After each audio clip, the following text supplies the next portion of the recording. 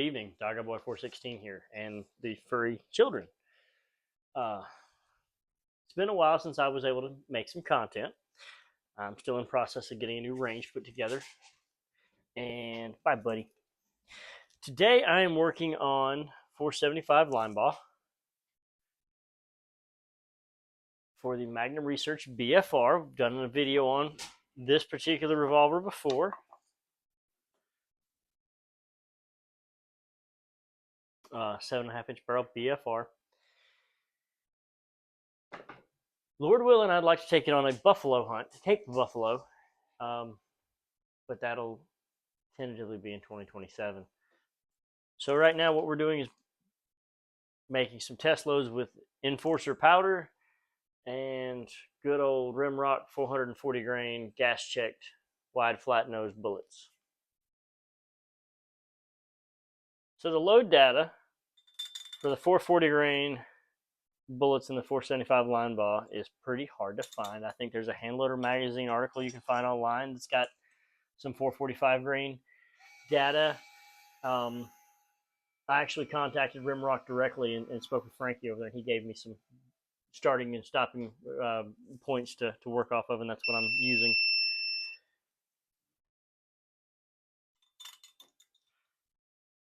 This is actually a really, really fine powder to work with. Kind of interesting.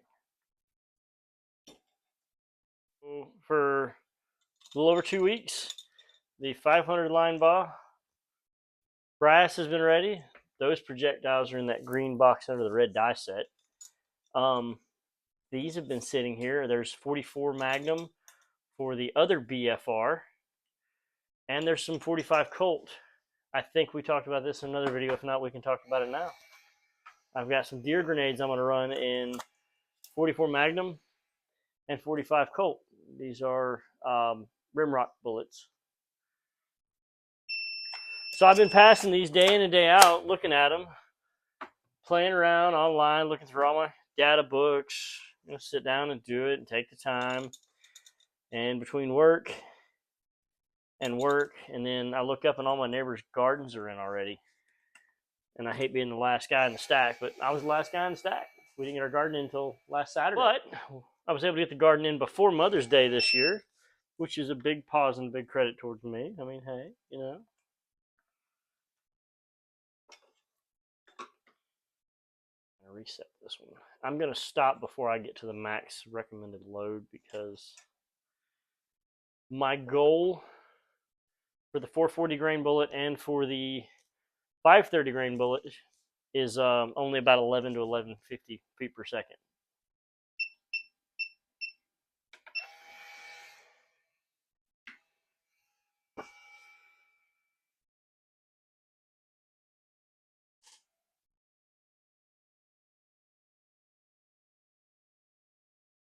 Starting to wonder if waiting so late to do the garden isn't a good thing. The ground's warm, it's easier to work. And 4 days after we plant it, we have sprouts. These are the Rimrock bullets. A comparison of the 475 Linebaugh and the 500 Linebaugh. 530 grain, 475 grain. I'm reading a lot of the people who hunt the bison here in North America, talking about how effective they both are, but there's a few people that have posted how much quicker these have brought down the buffalo. So on a local trading forum, I was able to find a really good deal and trade into a Linebaugh, the one I shot in a previous video, in 500. So I'll continue playing with them, making ladder loads, and deciding which one gets to go with me to Africa.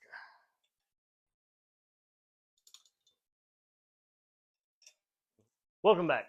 You didn't miss anything. All I did was switch the powders out. And you've seen these before. If you've seen the other video of me shooting the 475, this is my hydraulic on my chair just gave out. I'm becoming a lowrider. These are Acme 370 grain 475 bullets using tight group powder.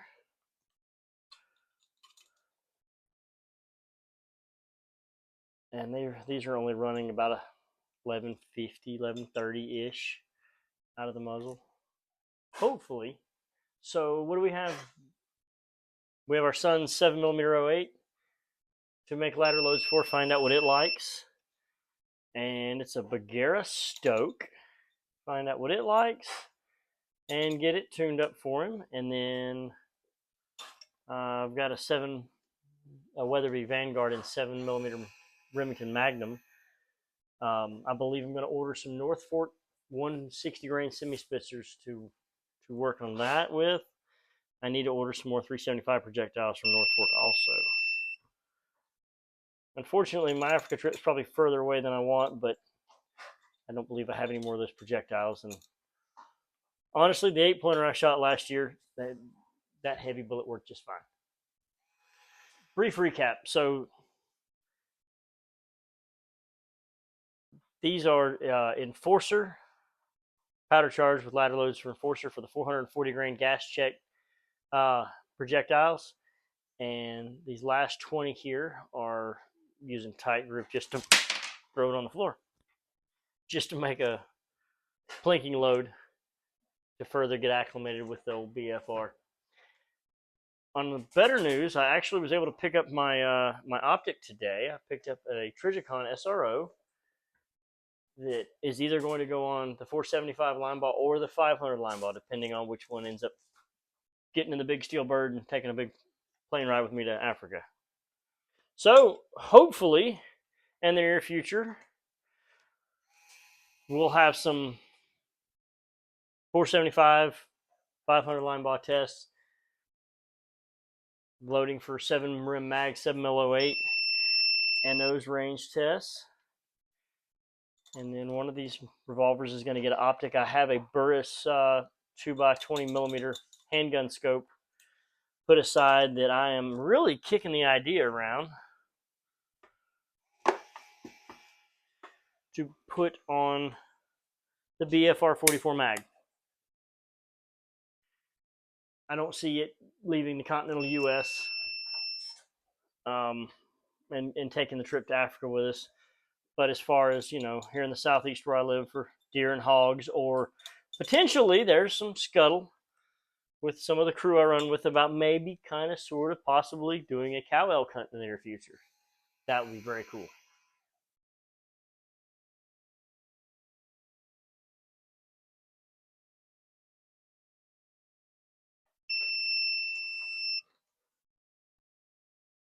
I believe one of the other things on my list here on the table are the deer grenades in both 45 Colt and 44 Magnum. So if you're interested in that and something that's not quite as spicy as the extra spicy stuff Buffalo Boar sells, that's the direction I'm going. Look at my chair. Yes, my air ride just gave out again. I feel like I'm back in old KW or Peterbilt. Our nice office chair has decided that it will not last till May the 4th. It says you're big and you need to go on a diet, and I don't like you anymore. All right, every now and then I like to take and kind of look at them and see, A, did I miss one? And B, if you look at them, a lot of times if you're really conscientious, oh, thank you, make sure you don't accidentally double charge one or have any issues. We charge extra for the sound effects, by the way. If you can hear it, there's 2 70-pound dogs and a poor excuse for a long wiener dog crunching some dog food right under the table.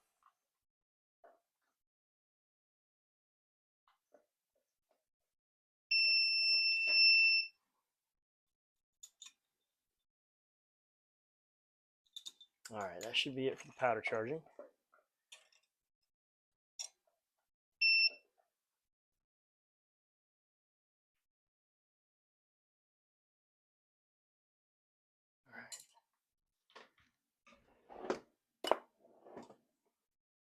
All my needling tools. All right, so we will load these first.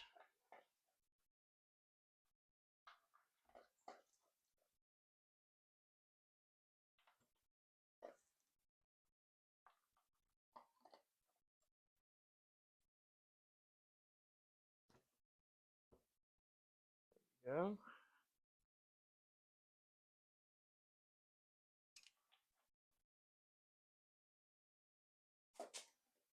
All right, 1.752. That's going to be a little long, or let's give me a little short. Try it on the next one.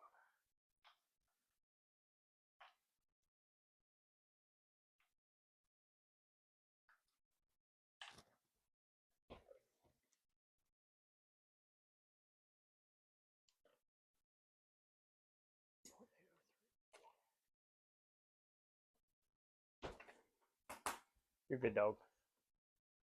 Yeah, you're a good dog. No treats. You don't want none of this. No? Watch your head. Watch your head, Goofy. These are my laboratory assistants. You know, some people have lab mice. I have black labs. A black lab.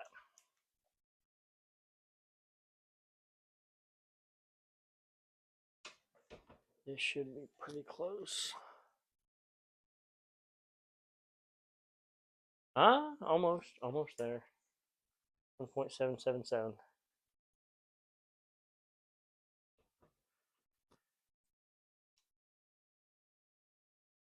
Okay.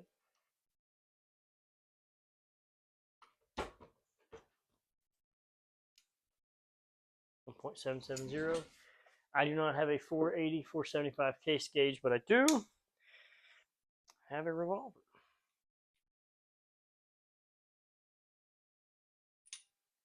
That'll work. I wonder for Georgia how good of a deer round this would be. 370 grain coated bullet at a little over 1,100 feet per second. 1.770 is what I'm looking for, so 1.769 is close enough for my intended purpose. And I've never loaded these, so I'm going to back this cedar on out a good little ways because these bullets are much longer than those. And we'll see about working it out.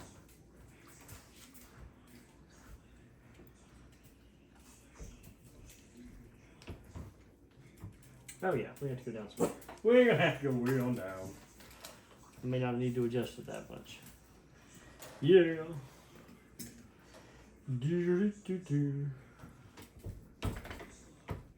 Oh yeah.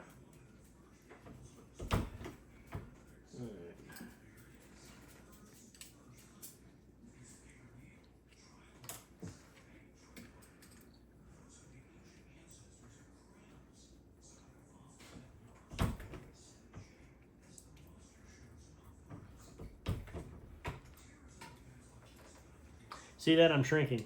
I'm melting.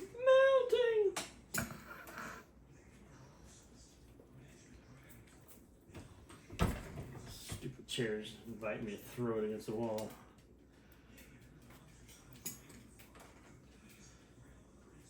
It's easier to seat the bullet down in little increments to get it where you want it.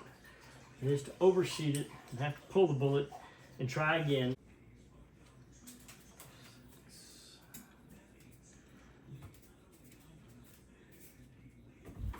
This ought to be close. Not quite there, but it's going to be getting there. Ha! 0.781. Ha ha! I told you. No.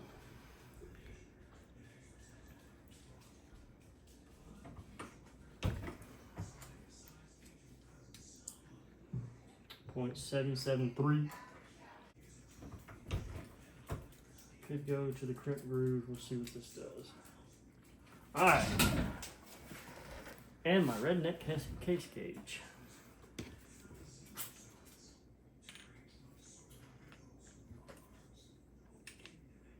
Whoa.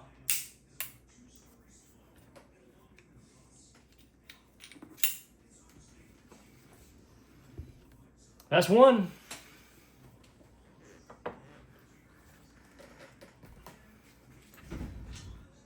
All right.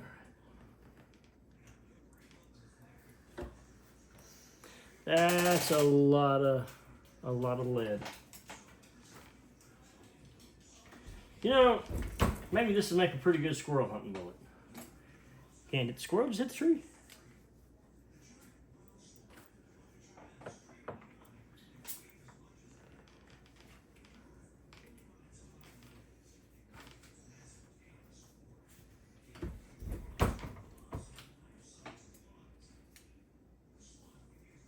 Kind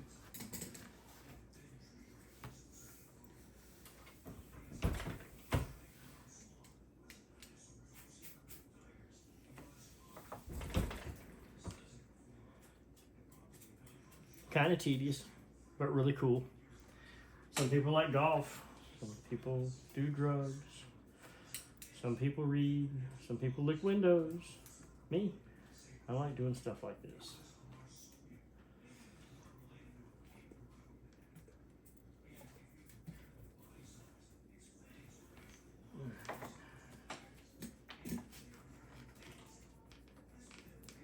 A little time consuming, a lot of fun. There's a lot of satisfaction in shooting your own hand-loaded ammunition, especially when big game is involved.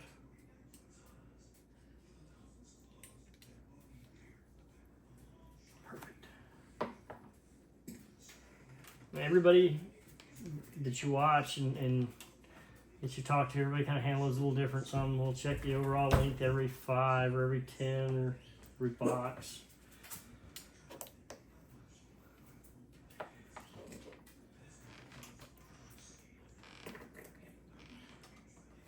I like to stay really on it. And yes, I will be crimping these. Do that last, and then I'll put them in there. Had to order special boxes for these stupid things. So they're supposed to fit. Let's see, do they fit? Oh, no room to wiggle. The other thing I'm going to do is I'll take one of these Sharpie pens and I'll mark on the casing the powder charge. If I'm doing different powders, I'll mark them so that I have a index card or a sheet of paper that's with the box so that I know what they are. And I speak from experience. Sometimes it's your child, sometimes it's not your child, will drop the plastic reloading box and put bullets all over the concrete.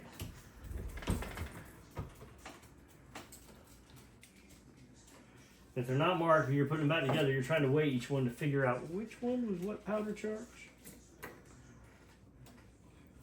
Although trying to clean the Sharpie off the brass is a little bit of a pain in the butt. Howdy, I tried to save y'all a little of the boring part. But if you like watching the boring part of me watching paint dry and me work, I'm good with that too. What I'm doing now is crimping them, putting them in their cartridge box. These with the red Acme coated bullets are all the same powder charge, a tight group. It's actually fairly close to the max per the Lee book. I have a small collection of reloading books, so sometimes I have a hard time keeping which one I was looked at last straight.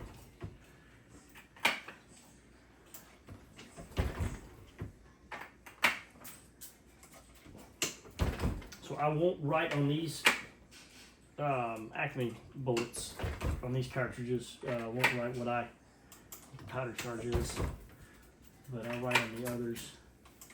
And then I'll crimp them, throw them on the floor, call it a day. So recapping, when this video started, I had already had the brass processed, primed, and the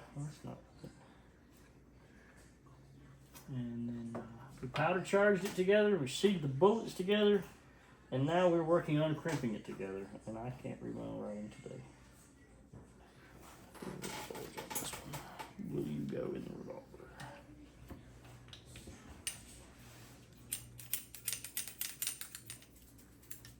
The answer is yes. I'd rather get any of my bugs worked out here than get to the range and have bugs, which it happens. Part of the human experience, as they say.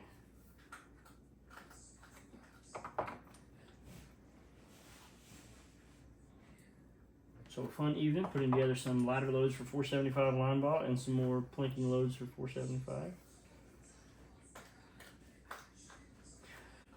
But I'm excited because in the very near future, I've got the Bagheera Stoke and a Weatherby Vanguard to tune in, find a load they like, and practice with them. I know our son's really excited. He's killed a deer with my 308 last year and wants to use his own 708 this year.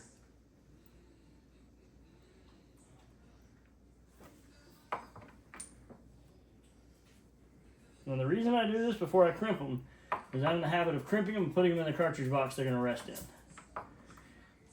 you don't mark them, then it's easy to put them down somewhere else and misplace them.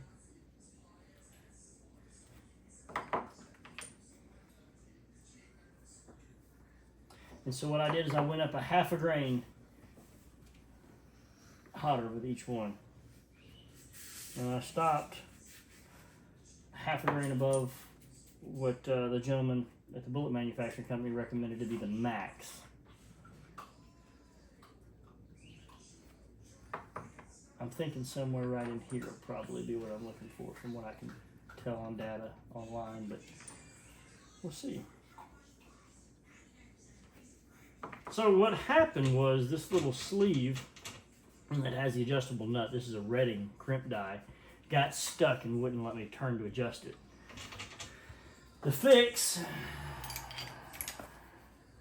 2 vice grips and some gentle love. And then I can make the proper adjustments to get the crimp about where I'm looking for. And if you look closely, you can see it's got a little squeeze to it. All right, I'm gonna say that.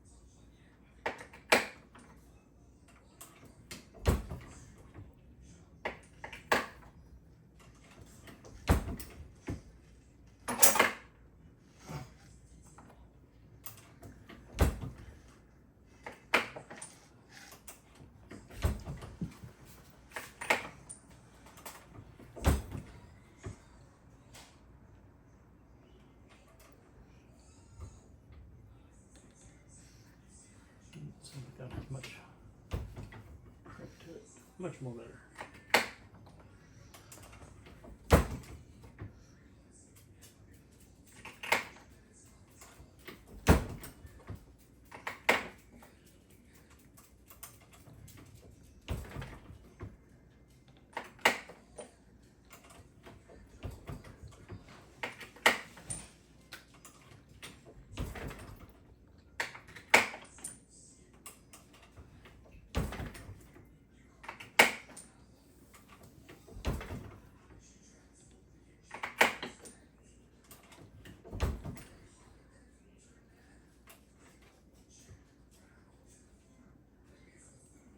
It's stuck again. There it goes.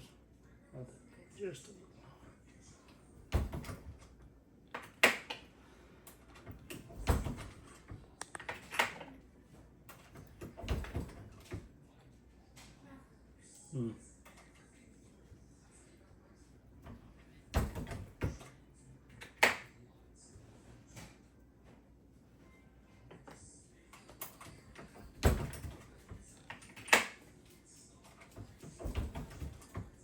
Thanks for watching. Thanks for spending the evening with me. Hopefully the next time you see me, we'll be using this and these and doing some test loads.